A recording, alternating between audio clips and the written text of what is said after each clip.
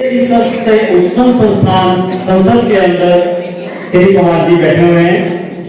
श्री पवार जी 1991 से 96 तक और 96 से 2000 तक और सन 2000 से 2005 तक असम कॉन्स्टिट्यूएंसी से एमएलए रहे हैं और 2005 में इसराना कॉन्स्टिट्यूएंसी से और 2009 से 2014 तक भी इसराना कॉन्स्टिट्यूएंसी से मेंबर रहे हैं।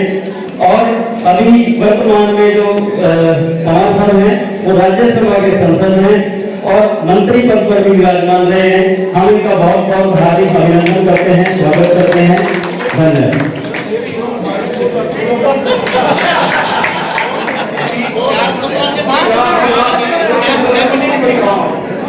हम तो उम्मीद करते हैं कि भारत विकास परिषद द्वारा आपका दिव्यांग रक्तदान जो शिविर उसमें आज बहुत सौभाग्यशाली है, जिसमें तपेंद्र सिंह रावत जी पूर्व मुख्यमंत्री आज इस कार्यक्रम में मुख्य अतिथि के रूप में पहुंचे हैं। हम उनका अपनी ओर से, संस्था की ओर से, जिला पानीपत और हरियाणा की ओर से उनका बहुत बहुत धन्यवाद करता हूँ। बहुत ही सम्मानित हमारे राजेश गोयल जी, राजेश गोयल के परिचय के बारे में बताया गया। मैं तो राजेश गोयल जी को घुमंतरू कहता हूँ।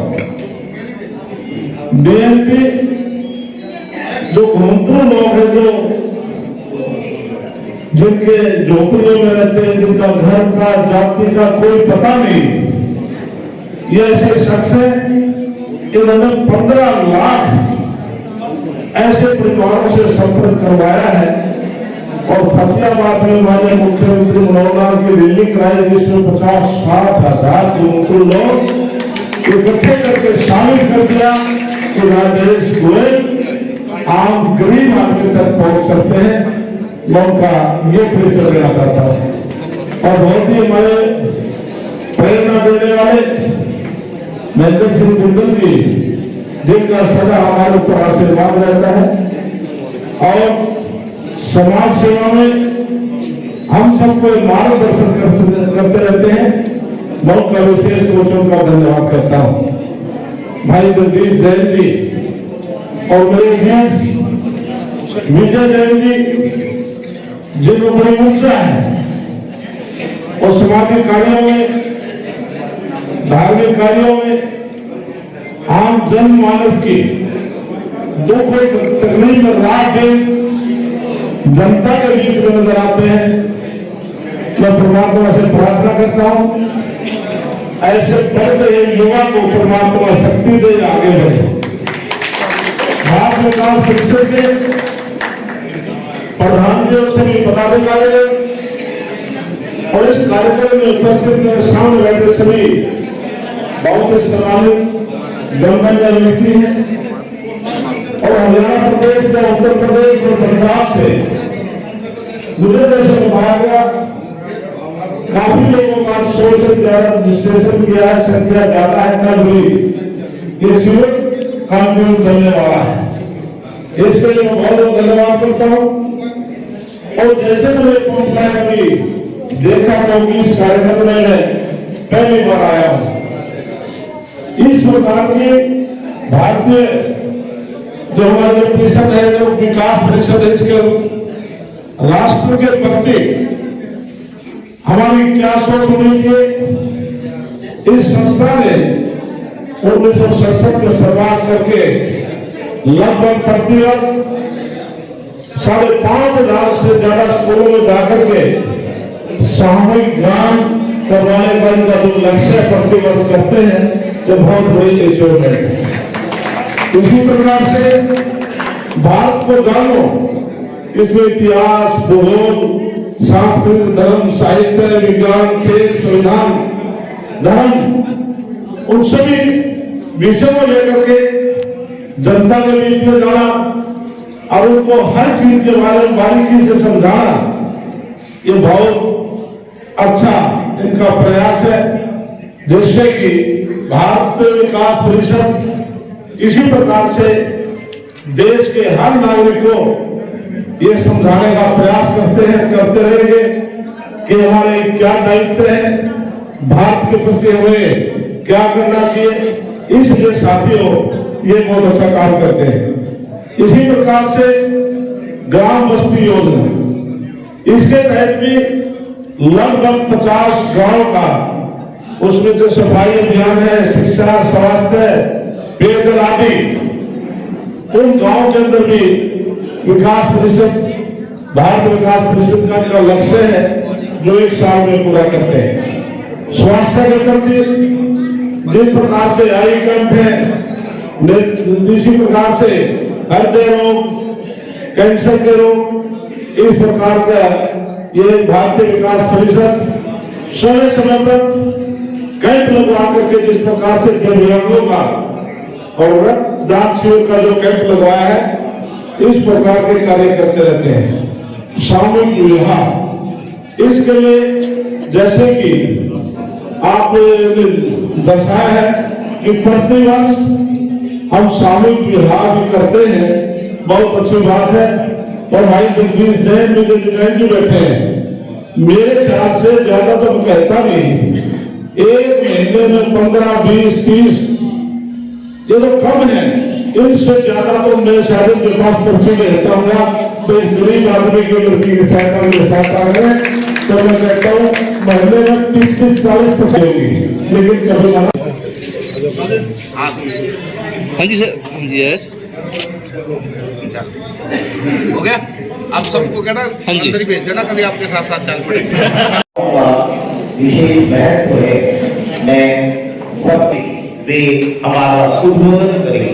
आदरणीय देवेंद्र सिंह रावत श्री जैन जी और मेरे हो गए दिनेश जी, सभी यहाँ पर उपस्थित भारत विकास परिषद के पदाधिकारीगण और हमारे उपस्थिति हमारे लोग जिनके लिए ये शिविर यहाँ पर आयोजित किया गया है।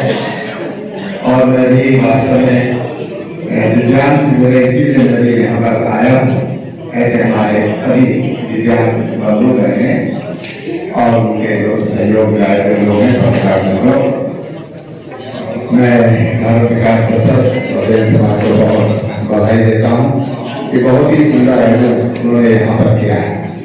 ये काम संख्यात्मक दृष्टि से कई बार हमको दूसरा लगता होगा, लेकिन 100 से अधिक लोगों का यहाँ पर पंजीकरण हुआ है और उनको विभिन्न जो अंग हैं वो दिए जाएंगे। ये समाज के उन लोगों की सहायता है जिनको वास्तव में सहयोग की जरूरत है। और साथ में जब ये सहायता लगती है, ये सहायता उनको देते हैं, तो उनकी जो भावनाएं हैं, जैसे अभी दादी जी ने बोला, उनका जो मनोबल है, उनकी जो मानसिक स्थिति है, वो पढ़ना चाहिए। और उन्होंने बताया कि सोशल साइट पर आजकल क्या क्या दिखाया जाता है, किस तरह से लोग काम कर रहे हैं। और ये तो बहुत बड़ा उदाहरण है दिव्यांग के क्षेत्र में हॉकिंस का। वो तो दिव्यांग ही थे, वो तो ब्रेन काम करता है, काम ही नहीं करता, पूरी जिंदगी में फिजिया करते हैं, लेकिन जैसा वैज्ञानिक ये जब इरादे हमारे उनके होते हैं तो फिर शिखर तक पहुंचने में देरी नहीं लगती, हम शिखर तक पहुंच सकते हैं। इस बात के अनेक उदाहरण हमारे पास। और इसलिए ये जो काम यहाँ पर किया जा रहा है, और मुझे इस बात की खुशी है कि भारत विकास परिषद यहाँ पर पूरे प्रदेश में, मुझे बताया गया कि हिसार में बाकायदा ये उपकरण बनाए जा रहे हैं भारत विकास परिषद के द्वारा। एक बहुत बड़ा काम है ये। केवल हम अन्न कहीं से लेकर के दान नहीं कर रहे हैं, बल्कि उपकरण तैयार भी कर रहे हैं। और निश्चित रूप से जब उपकरण तैयार कर रहे हैं तो उसमें तमाम रिसर्च वर्क भी होता रहता होगा, ताकि उनको और हल्के उपकरण जिनको आसानी से हैंडल किया जा सके। अब तो रोबोटिक आने लगे धीरे धीरे। हमारे यहाँ की एक बड़ी प्रसिद्ध गायिका है लोकल गढ़वाल की उत्तराखंड की कल्पना चौहान, उनकी दुर्घटना हुई और दुर्घटना हुई तो पूरा परिवार ही काफी नुकसान हुआ। लेकिन एक एनजीओ ने,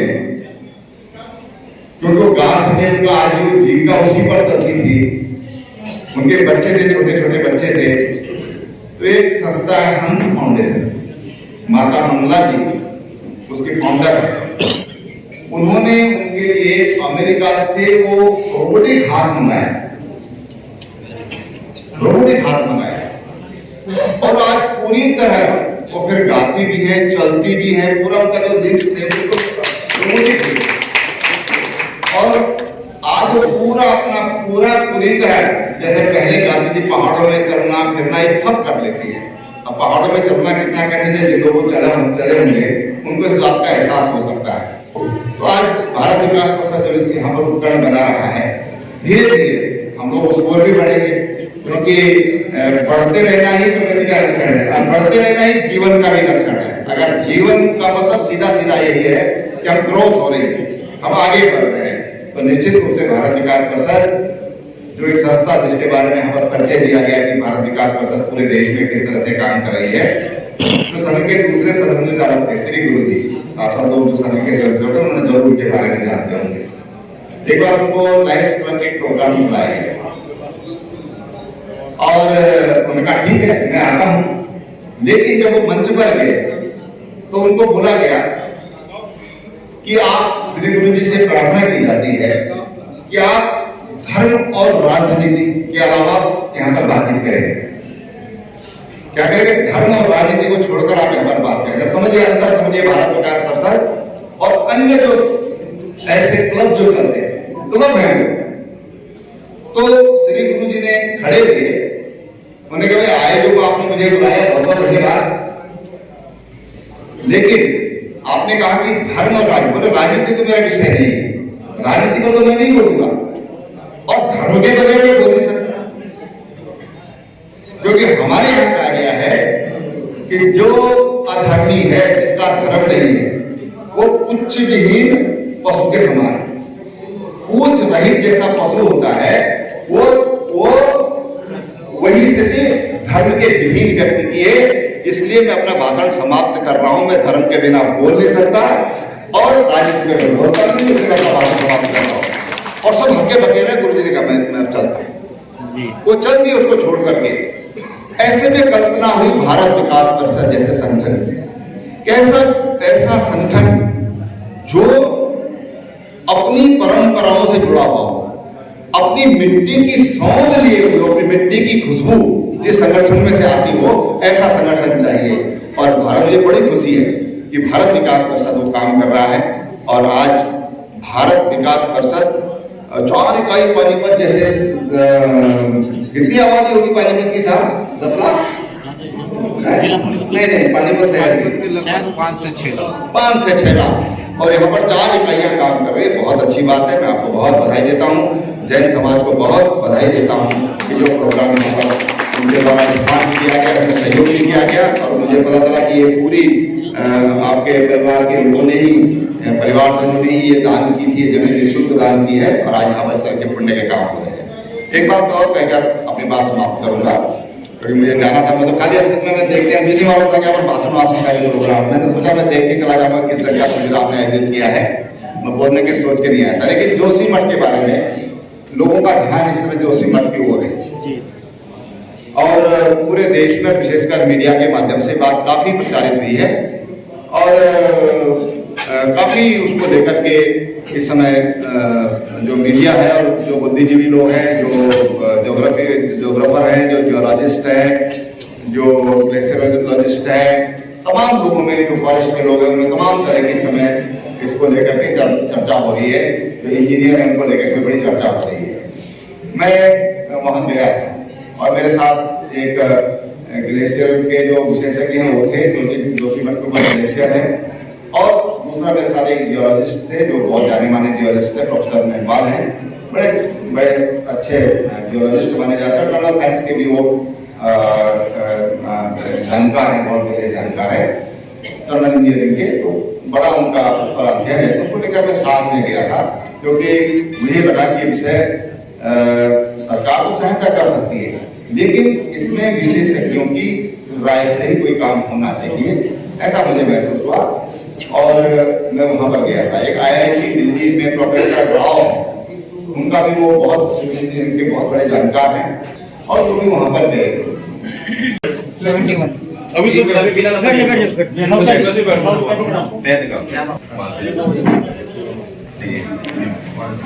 ये देखिए,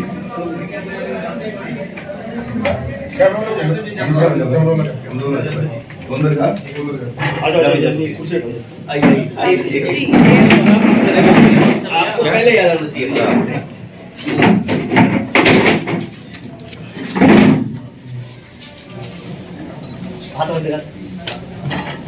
हाथ दे दो। कितना वेट होता है इसका? लो ये हाथ दीजिए। ये अपने हिसाब के अंदर वर्क होता है, भारत का स्पेशल प्रोग्राम है उसके अंदर आपके भारत विकास से जुड़ी हुई है जी।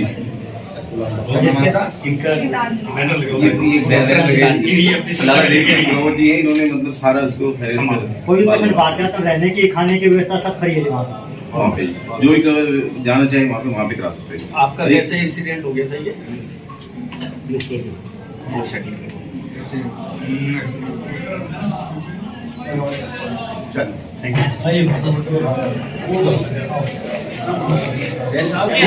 आप इधर आराम से बैठ दो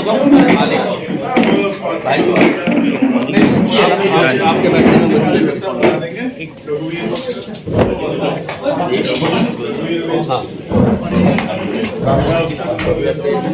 हाँ, कपिल बुद्धि राजा, मतलब बुद्धि के राजा। और कपिल भी जो ऋषि ऋषि जिनके नाम पे कला है कपिल या नाम